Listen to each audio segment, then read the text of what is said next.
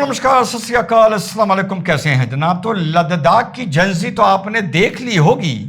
मैं इतना बता दूं अपने अनुभव से कि मुद्दा आपका जो भी हो, जिस तरह से स्कूल्स के थोड़े बहुत वीडियो आ रहे हैं, जिस तरह से डिस्ट्रिक्ट मजिस्ट्रेट बन के ये पहुंच रहे हैं, कोई सरफेरा सामने अगर मिल गया, और किसी दिन भी मिल सकता है, वो सही है गलत है, डिमांड सही है गलत है, मैं इस पर नहीं जा रहा। डिमांड सही है।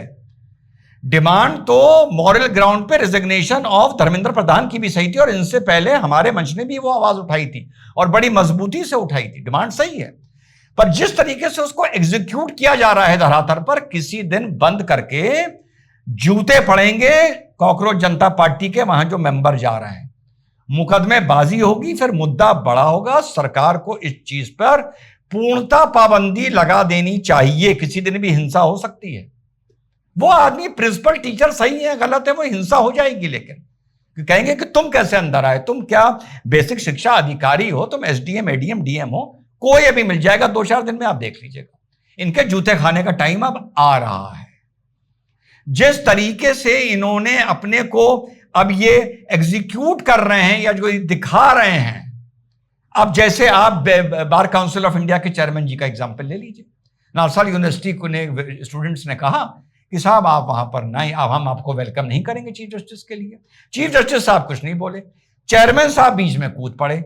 आधे घंटे के अंदर चेयरमैन साहब ने ऑर्डर वापस ले लिया। मैंने भी उसका विरोध किया, दुनिया ने उसका विरोध किया, आधे घंटे के अंदर ले लिया।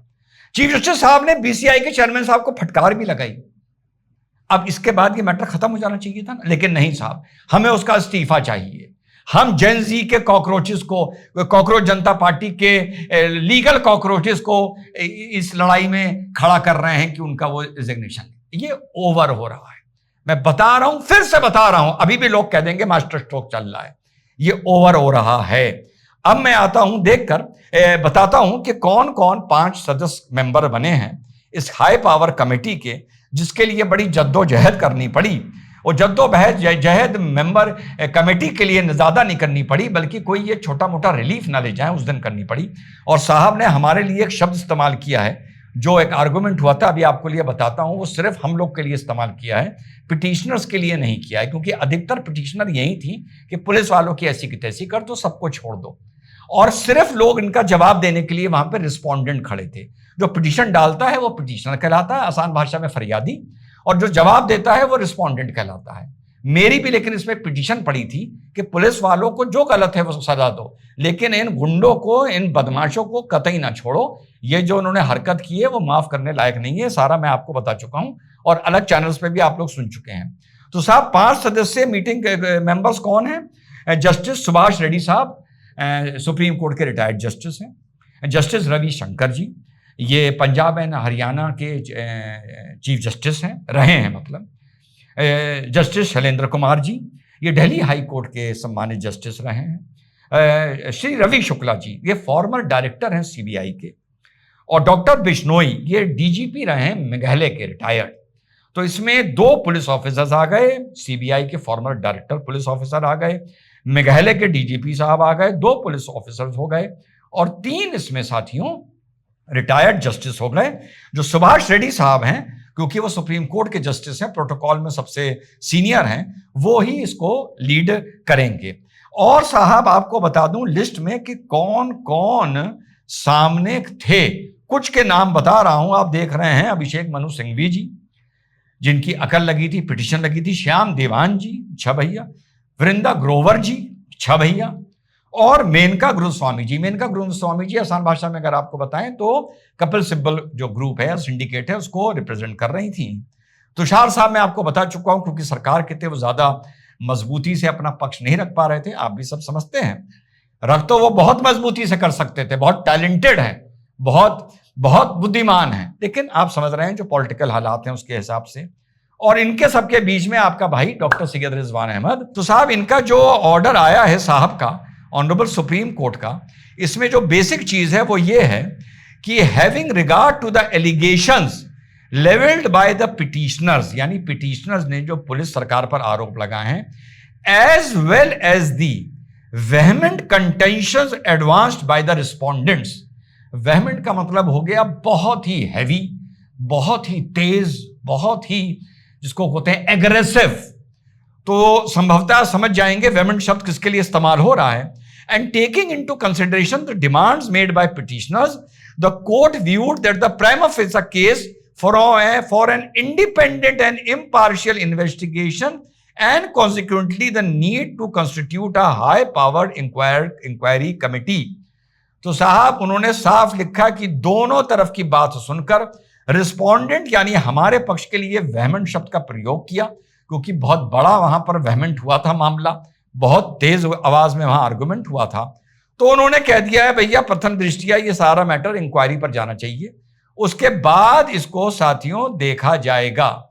साथ ही साथ वो ये भी लिख रहे हैं द पार्टीज आर अकॉर्डिंगली, जैसे हम इसमें 958/2026 है, the parties are accordingly granted liberty to approach the high power committee and submit their relevant materials, जो मैंने आपसे बताया था 6 मैं इसमें सजेशंस दे रहा हूं, documentary evidence and suggestions as they may deem fit in such a manner they may be decided by the HPEC through its chairperson. Liberty is also granted to complainants representation and material to be provided anonymously so that the identity of the complainant and witnesses are protected। यानी साहब ने कह दिया है वो दिन गए कि तुम सुप्रीम कोर्ट में एक ही हल्ला मचा रहे थे इतने दिन से और डिफेंस हो रहा था और बड़ी नरमी बरती जा रही थी।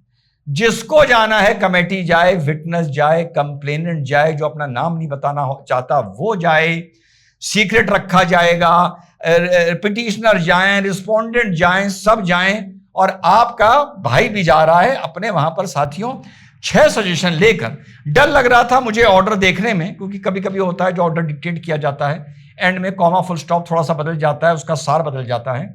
बहुत लंबा ऑर्डर आ गया है and I am very happy and proud कि किसी भी तरह की लीनियंसी 20 जुलाई को जो बलबा हुआ, दंगा हुआ छात्रों के नाम पर, उनकी मांगों के नाम पर, किसी भी प्रकार की उनको नहीं लेने दी और किसी भी प्रकार से स्टेट और पुलिस को टारगेट नहीं होने दिया। सारा मैटर ये लोग तय करेंगे, चाहे आपकी शरीयत का मैटर हो, चाहे और भी बहुत से मैटर हो जो मैंने लोगों के लिए वहां पर किए, ऑब्लाइज करने के लिए, गरीब लोग थे उनकी मदद करने के लिए, चाहे उदय प्रोफाइल का मैटर हो, चाहे अब साथियों ये वाला मैटर हो, यूजीसी में मैं जल्दी नहीं जा पाया था क्योंकि मैं पिटिशनर नहीं मिल रहा था।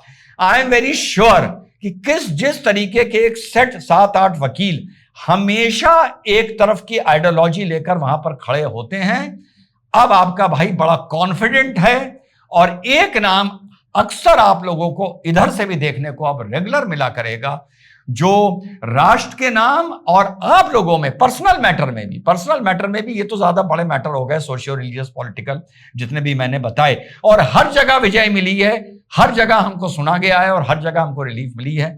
आप लोगों को पहले मैंने बताया था आपका भाई सुप्रीम कोर्ट में है, आप लोगों को कम से कम जिस कोर्ट की फिक्र करनी है करिए, सुप्रीम कोर्ट की साथियों करने की जरूरत नहीं है। जितना बेहतर हो सकता है आप लोगों की आवाज वहां तक आपका भाई पहुंचाएगा और राष्ट्रवादियों की आवाज भी वहां पहुंचाएगा। एक ये वैक्यूम थी, यहां परमानेंट कोई खड़ा नहीं होता था। कोशिश करूंगा कि मैं यहां पर इन लोगों को टक्कर देने के लिए मिलूं, क्योंकि 3 बार सफलता लक नहीं होता है, फ्लूक नहीं होता है, कहीं ना कहीं कुछ हम भी दम रखते होंगे।